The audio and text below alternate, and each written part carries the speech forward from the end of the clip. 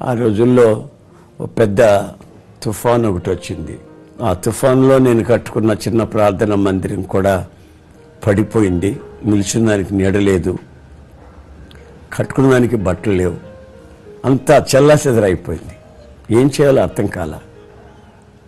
ఒకరోజు ప్రార్థన చేసుకుంటూ ఉంటే ప్రభు ఒక వాక్యాన్ని నాకు జ్ఞాపకం చేశాడు. అది యోబు గ్రంథంలో ఉంది.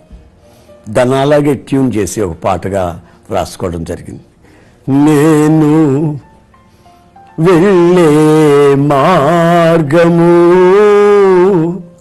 నా యేసుకే తెలియును, శోధించబడిన మీదట నేను సువర్ణమై మారెదను. నేను